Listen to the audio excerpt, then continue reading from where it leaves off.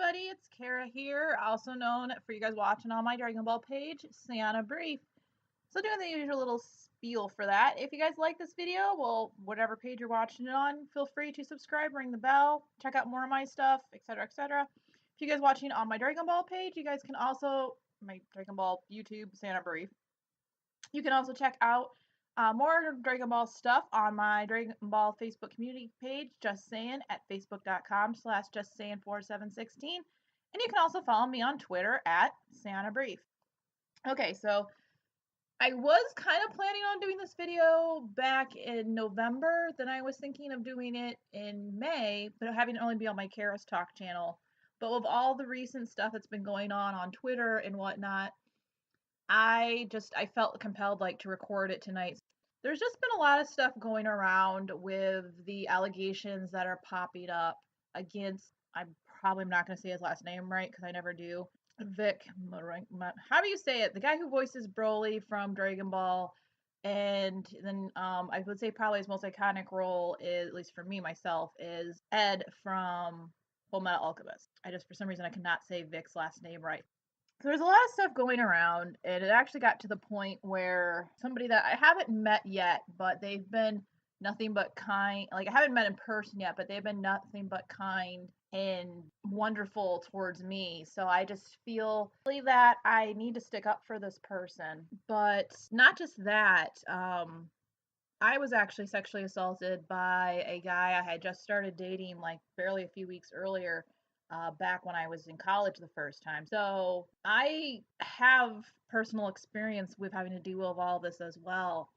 So I'm not just standing up for the one person. I'm want to make things clear for other people, and I guess in some ways too, kind of stand up for anybody who's ever gone through, any form of sexual assault, any type of assault in general, really even in some ways almost any kind of abuse, because I was also mentally and emotionally abused by somebody later on, after I was assaulted by a completely different person.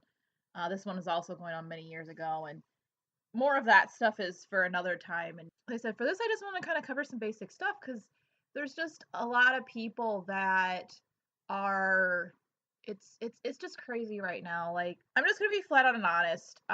The one person who I've really seen being attacked a lot and stuff is Monica Royale, the voice of Bulma from Dragon Ball, the Colonel from Genlock, so many other things. And like I said, it hurts me to see her going through what she's going through because I have a good idea of what she's going through. I think she's very strong and very courageous because she's stepping forward. Like I said, she's not just standing up for herself, she's standing up for a lot of people. And that definitely takes a lot of guts and a lot of courage. I don't think anybody who has gone through assault, abuse, any of that, I hate the word victim because I feel it's, to me, I don't know, victim just feels weak and stuff. And it's you know what? We survived this. We hopefully overcame it. We moved on, we survived. So we're not victims, we're survivors. I guess let's just keep going with stuff that basically, what I want to do for this video is just, like I said, not go into details of what happened to me or other people or anything, but basically just stuff that I feel like people should know because, like I said too, this is kind of an interesting case because there's people who are like, oh, people are just saying this stuff because the Broly movie's out and Vic's getting into the limelight again and the spotlight, and now Broly being canon, he's probably going to be brought in for more stuff throughout Super possibly, or another Dragon Ball series or other movies down the road. I mean, I'm not going to go any further than that because I don't want to spoil anything either for anybody who hasn't seen the movie yet. But at the same time, if you think about it, it's okay, yeah, a lot of times it seems like stuff with celebrities, it's the highlight of their career and suddenly this thing pops up to drag them down. But you think about it, to my knowledge, I don't really follow Vic a whole lot. I wasn't a big Broly fan. I'm still not a big Broly fan, so I know him as Ed from Full Metal. But in some ways, people coming forward with this stuff now is actually good timing because Broly is coming back around. Vic's getting pulled back into the Dragon Ball world. We're seeing him more often. I mean, he's just been dropped from several Dragon Ball conventions recently that he was going to be at otherwise. And, so this is actually a good time for people to come forward with this stuff because Vic's going to be out, would have been out there more, circulating more, providing him more chances to basically prey on people. Because I guess this has been happening for 15 years. Who knows how many victims, survivors, whichever. I hate the word victim, but at the same time saying, oh, how many survivors did this guy's attack? It sounds odd too. But with Broly coming back into the limelight, it would have given Vic a lot more chances of finding potential future victims because he'd be out there a lot more. Like I said, he was one of the first people booked for Kamehacon. He was one of the first people booked for Kamehacon in the UK. Even if these allegations would have been proven false, the fact that, apparently Vic's a very touchy-feely person, it's like, I kind of don't want to meet this guy because I don't like those type of people in general. Like, that's just me. I hug because my friends hug. That's kind of my thing. I don't always go, like, I hug my nieces, but I don't always go out of my way to hug. I just met you, I'm not probably gonna hug you. Depending on who you are, like the voice actor people I talk to a lot, I'm actually kind of like, hey, if they want a hug, I'll give them a hug. But anyways, I think it's partially because Vic is regaining limelight that this stuff is coming up. Also, as Monica said in some of her posts as well, she talked to people, she talked to close friends and found out that it happened to them as well. And that's happened more recently. And possibly, again, it's happened more recently because Broly is out there. Like, I feel like basically what I'm trying to say is I think it's happening now. Like people are stepping forward about it. It's hitting the light now because Broly is back and Broly's gaining more popularity and Vic's going to be around more. He's on more things. Like I hope you get what I'm trying to say here because like it makes sense, but I'm just not finding the words for it. And of course there's stuff too going around that all these people are lying because they're just looking for attention because Vic's going to be gaining more popularity, blah, blah, blah, blah, blah, blah, blah. Here's my thing. If these people could be making up these lies, how do we know that Vic's not lying when he's denying it? And I'm really not seeing him deny it very much. That's part of it too. Like there's like one post on Twitter and he's like, "Oh, I didn't do this." It didn't. It also doesn't feel very heartfelt to me. And just trying to use the claim that, "Oh, I come from a very touchy-feely family," it's like it's not an excuse. Plus, really too, I feel like no matter what, you should never just give somebody a kiss on the cheek or a kiss on the, well, definitely not a kiss on the lips or a kiss on the forehead just like, oh, hey, I met you. It's like, that's creepy to me. That's really creepy to me. I feel like that should be creepy to most people in the world.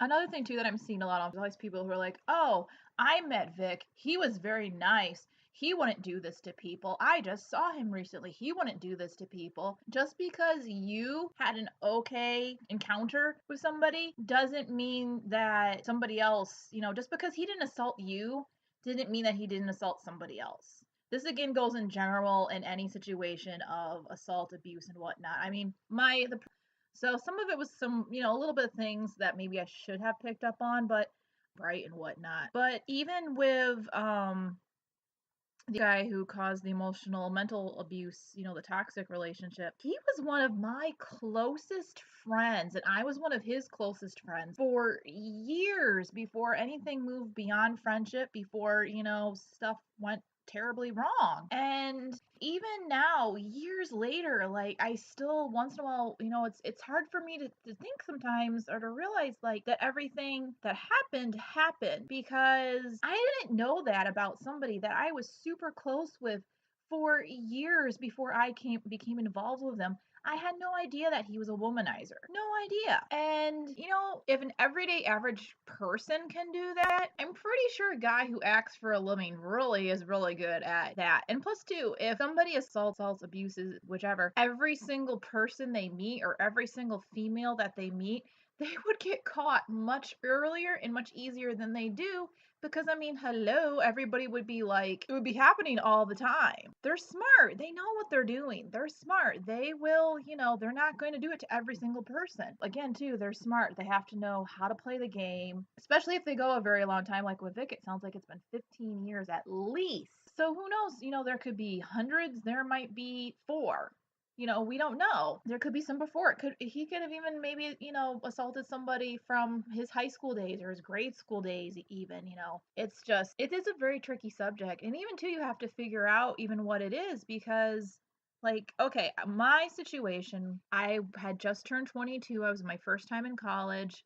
I didn't even realize what actually happened until a few days later when a friend of mine who I was also very close with noticed online because I was away at school, he was either back home at school or he was also away at a different school. Either no matter what, we were at two different colleges. He noticed online I wasn't being my regular self. So he sent me a text. I actually ended up realizing what happened sitting outside of one of the administration buildings. And no, my friend did not talk me into it. I've talked with other people and they're like, yeah, that's assault. Like, I was not raped. It did not go to that part, thank goodness. But, he took things too far. And no matter the level of assault, whether it does unfortunately hit rape or not, a lot of times there's not a whole lot of physical evidence. The physical evidence is gone so quickly, too. I mean, bruises.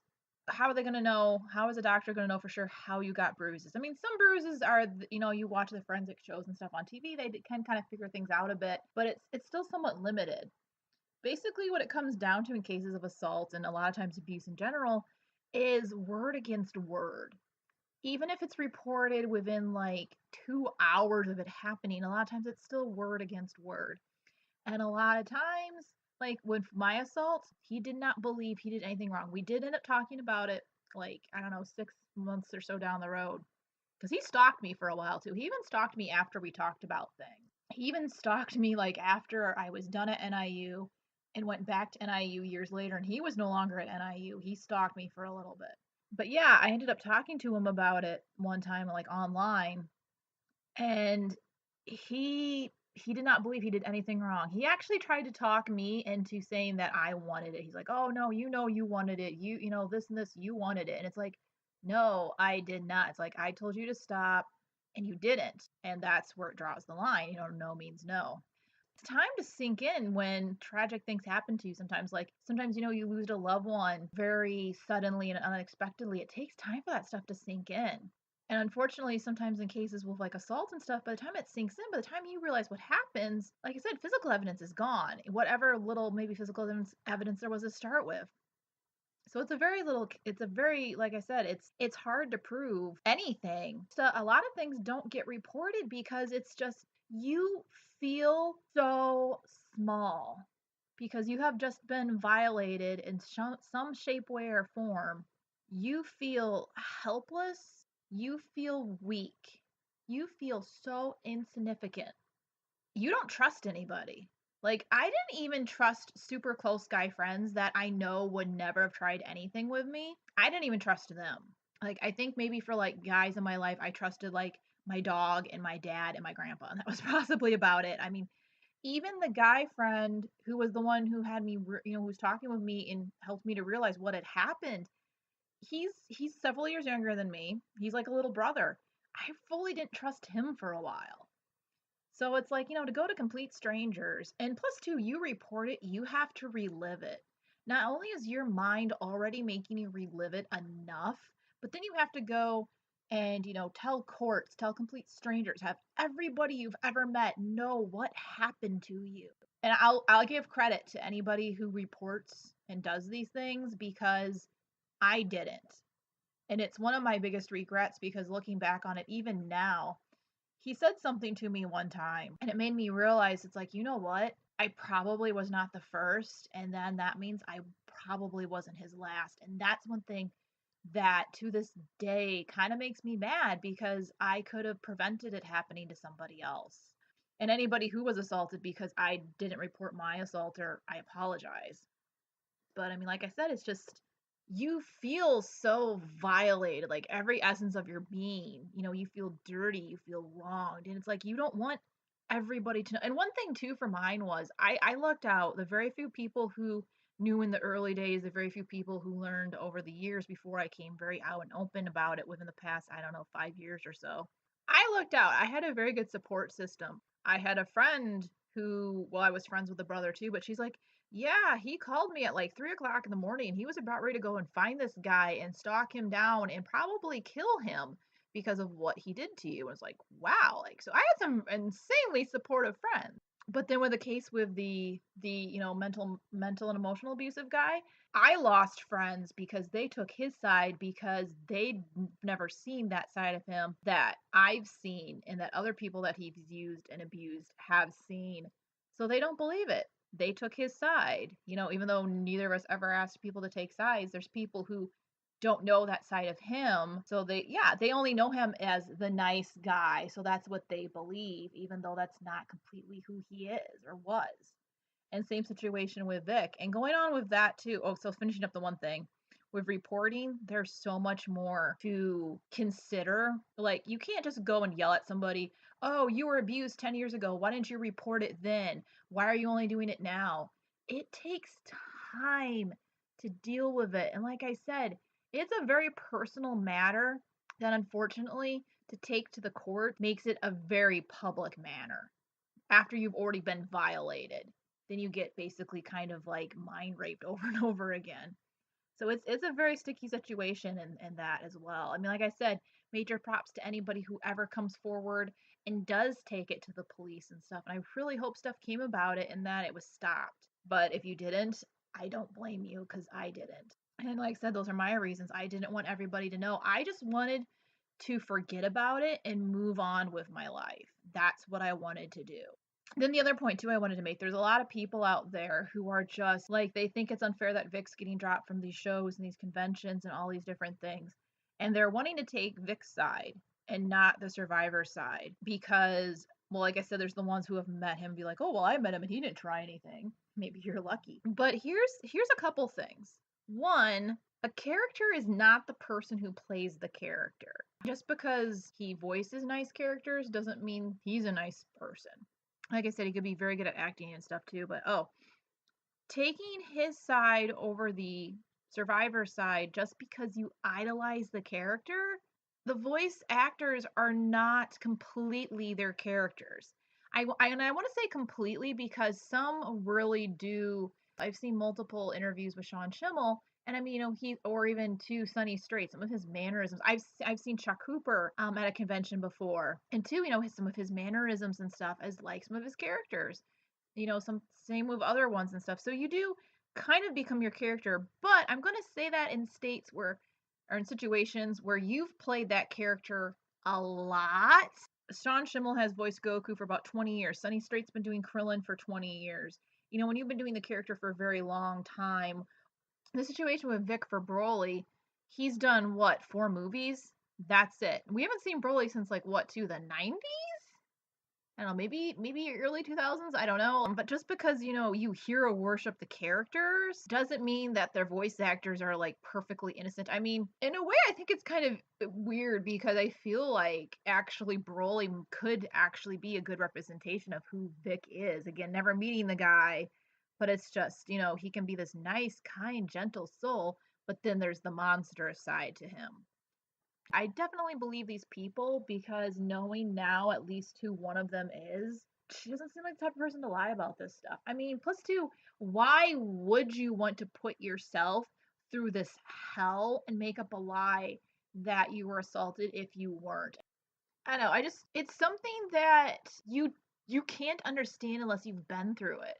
Like, it's its own type of hell going through an assault and having to deal with it and having to rebuild yourself, having to rebuild your life, having to rebuild your trust. It takes a lot. So that's also why it takes a lot of courage and strength to come forward about it, even however many years later it is. I mean, there are situations sometimes where people haven't come clean about being raped for like 50, 60 years. Like they were raped as a teenager and it comes out as, when they're senior citizens. That's when they finally talk about it. It's like the generation now of like Afghanistan stuff, like the people who would be now in their late 30s, early 30s, on down, it's kind of a little different because it's more accepting and more talkative. But like people who were in the Korean War and the Vietnam War, you didn't talk about that stuff. They just don't talk about it. They don't share about it, or they're just starting to now. I feel like kind of going through rape and assault and abuse and stuff, a lot of times it's kind of like that, where you, like I said, you don't want to talk about it. You don't want to relive it. So when you get to that point where you are able to talk about it, it's really great, but it takes some people a really long time to get there. And it's definitely easier too once you find somebody. Like that's probably one reason too why in a lot of cases why when one person steps forward, a lot of others step forward too because it's like okay, they feel comfortable about it now. They feel it's like okay, I'm not alone. It wasn't just me. I really, really hope this makes a lot of sense. I kind of feel like I rambled a lot more. Like I practiced this, but my problem is I think I practiced it too much and then I forgot what I was actually going to say when I recorded. But basically, to summarize things, like I said, Just because somebody appears to be nice and kind and stuff when you meet them for like 30 seconds at some convention doesn't mean that they are. Some people are really, really good actors. Just because you weren't assaulted or creeped out by the person doesn't mean it didn't happen to other people. Just because you think the character is super awesome doesn't mean the voice actor is. Stuff like that, guys. And like I said, it's just, oh, I'm sorry, but if you attack somebody who is standing up for people, whether they have been assaulted themselves or they're standing up for people who have, why are you doing that? Do you have nothing better to do with your time? Like, I don't want to insult anybody, but I just feel like that's just I don't get it. I don't understand it. I don't get why people would do it. And I do want to say this kind of too in closing. I know it hurts when you have a hero, somebody that you really look up to, and they let you down. I grew up with a bunch of heroes in my personal life as a kid, and I had basically every single one of them let me down. So you guys who, are whatever, really big fans of Vic, and now you're just like crushed because he's not the super great, awesome person that we were all led to believe that he was for all of this time. I'm sorry, guys. I truly am sorry for you guys. I do feel sorry for you guys. And it just sucks because it's just, I think too, it's hard for these people to kind of grasp the full truth as well because you don't want to believe it. You want to believe that this image that you made of them is true. It's kind of one reason why I've been afraid sometimes to meet some of like the music artists that I grew up and loved so much and still do love so much because I'm so afraid that they're not going to be who I think they are or what I imagine them to be. So it's just, but it doesn't mean that like the Bill Cosby thing. I loved Bill Cosby. He was my Jello Jiggler guy when I grew up, and he was, the Puddin' Pop Man, and he was, Dr. Huxtable. He was like the ultimate TV dad, and like he was such a huge part of my childhood. And he turned out to be like a horrible, evil person. And that took a lot to swallow. Like I did not want to believe it with him at all. But yeah, he kind of turned out to be a horrible, horrible person. And so like I said, again, just to kind of summarize, because I'm making this video really super long, it's just, like I said, guys, unless you've been through assault and abuse and stuff, you're not going to truly understand what it's like to go through it because you haven't gone through it. And believe me, you're lucky. You don't want to go through this. You don't want to go through that hell. So please don't put the survivors through hell. Don't go after them. Don't attack them. It's kind of like that if you don't have anything nice to say, don't say anything at all. I don't know what happened to that being the golden rule. Like I was raised under that and it just seems like it's flown out the window. And like there's no reason to go after people and attack people and stuff. And I'm going to stand up for myself and my fellow survivors as long as possible because like I said, I know what it's like and I support you guys. I love you guys. I'm sorry if your heroes let you down. But yeah, I guess that's kind of it. So that's just what I wanted to say. I just wanted to share this. It's going on my Dragon Ball page, even though I don't feel like it's Dragon Ball related in the fact that it's covering stuff that's going on in the Dragon Ball community right now. And that's another thing too, guys. We're a community. All of us Dragon Ball fans, we have the same fandom. So why can't we get along and be awesome and support each other? And I mean, unfortunately too, this is kind of going to tear some things apart because, there's if you want to throw Vic into part of the community because he does voice a character on the show or for the series, he's Broly. But it is gonna tear some lines because it's involving people in the same community. Yeah, let's just like not go to war over this and let's be there and support and show love and kindness for each other because like I said, we're all in one community. We're all in this together. I hate that whenever I think of that phrase, I go to High School Musical, but it's true. So I mean, yeah, let's just be there. I hope you got something out of this. I hope you paid attention to it. Cause like I said, it's just you don't know the hell unless you've been through that hell. You don't know that situation unless you've been through that situation. I hope and pray any of you listening to this who have not never have to go through this. But yeah, you don't know what it's like unless you've been there. Having to relive that hell, having to learn how to live again is not easy. And anybody who's gone through it, all my survivors out there, you guys are awesome. You are fantastic. You are amazing. You rock. And all those that are coming forward now, or even if you haven't came forward and it takes you another 5, 10 years, That's still awesome because, I mean, truly, it is your personal business. You don't need to make it public. It's a really tough situation. It's really hard. It's not black and white. It's not even gray. It's like multi different dimensions of color and shading and all of that stuff. So, anyways, I hope you got something out of this, whether it's knowing that you're not alone, whether it's just stuff to think about, and realize and consider, whatever. I hope you got something out of this. Hope you liked this. This is very different from my Dragon Ball page. You want to check out the regular stuff? Go for it. Ring the bell, notification, subscribe. Let's come together, guys, and be a little DB community because that's what we need to be. So, anyways, love you guys. Take care. And as always, peace.